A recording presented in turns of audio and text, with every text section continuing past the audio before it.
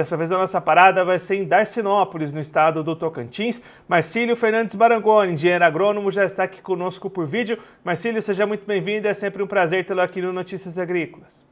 Bom dia, um prazer é nosso. Marcílio, conta pra gente como é que estão os trabalhos de colheita da soja por aí. O produtor segue avançando com essas atividades, né? É isso aí, começou as atividades de colheita agora, tem há uns 10 dias, algumas áreas já iniciaram, né? Não tá todo vapor ainda, porque teve muito atraso de plantio, né? O plantio nosso da safra, dessa safra atual foi bem conturbado, teve chuvas muito isoladas, chuvas bem espaçadas, né? Então o plantio não fluiu muito rápido, né?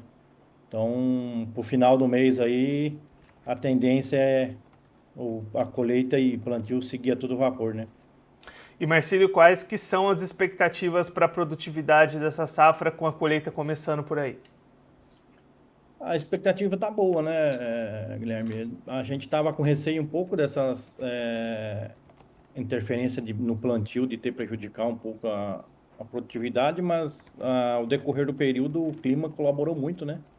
Então não foi aquele ano muito chuvoso, dezembro voltou a chover mais frequente, né, normalizando, mas não foi aquela chuva, aquele excesso, né? Então foi um clima mais controlado e as lavouras estão indo bom. Os primeiros resultados estão dentro da expectativa dos produtores. A gente consegue apontar alguma métrica de produtividade para essa safra, Marcílio?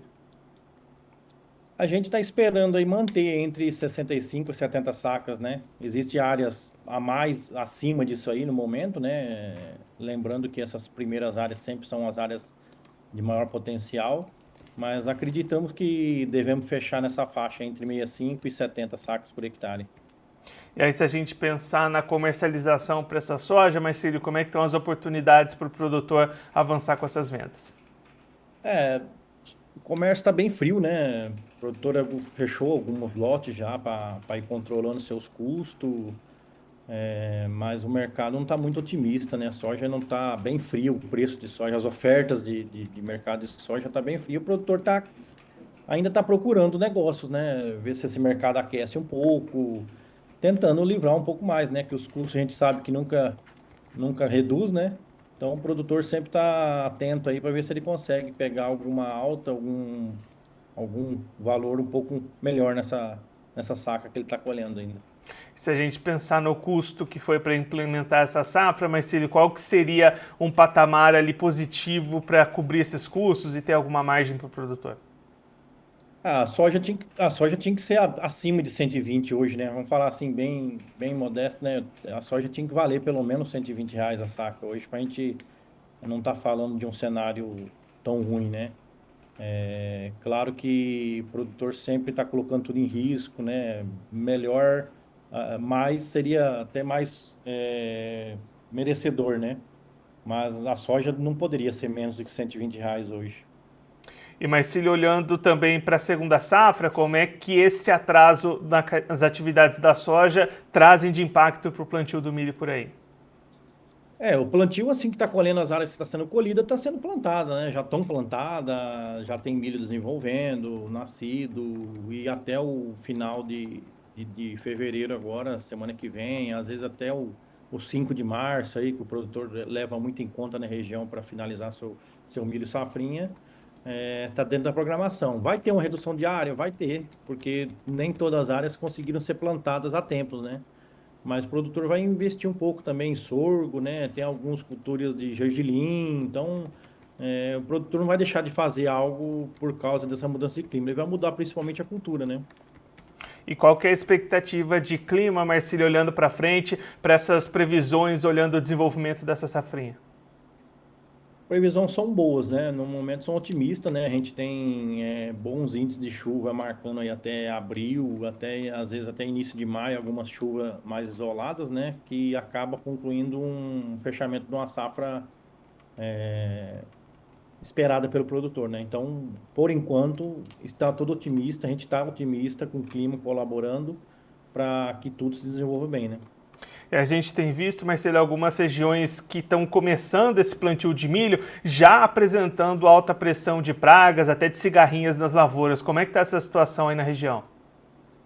O ano passado foi um ano bem conturbado nessa parte, muita praga, né? Principalmente lagarta, né? O manejo de cigarrinha também vinha em conjunto na operação. E o produtor está atento, o produtor está preparado, né? Então o milho começou a nascer aí, já emergindo, eles já estão fazendo controle. A gente vê alguns relatos de presença já da praga, mas não em tão forte que nem em outras regiões, né? Então, o produtor está muito preparado, ele já ficou bem calçado com produtos. O ano passado faltou produtos, esse ano ele está mais atento e mais de olho na lavoura para não deixar ter percas, né? E para a gente encerrar, Marcílio, olhando para o milho, como é que está essa relação dos custos de produção com os preços disponíveis no mercado nesse momento? Milho atual, o cenário tá bom, né? Não tá ruim, né? Tem boas ofertas ainda. A gente tem aberturas de alguns comércios, principalmente o etanol, né? Que pintou na região, então tá tendo uma boa oferta, tanto em milho quanto em sorgo. Então, o produtor está otimista com essas novas procuras, né? Para esses novos mercados. Então, o produtor está muito otimista para que tenha uma lavoura lucrativa, né? Vamos depender de clima aí para ter as boas produtividades para fechar a conta lá no final com saldo positivo, né? Marcílio, muito obrigado pela sua participação, por ajudar a gente a entender todo esse cenário. Se você quiser deixar mais algum recado ou destacar mais algum ponto, pode ficar à vontade. Maravilha, eu que agradeço a oportunidade. Um forte abraço a todos os produtores e vamos seguir na luta. Marcílio, a gente deixa aqui o convite para você voltar mais vezes, a gente trazer os números finais da soja, acompanhar essa safra de milho também aí na região de Darcinópolis. Um abraço, até a próxima. Um abraço a todos.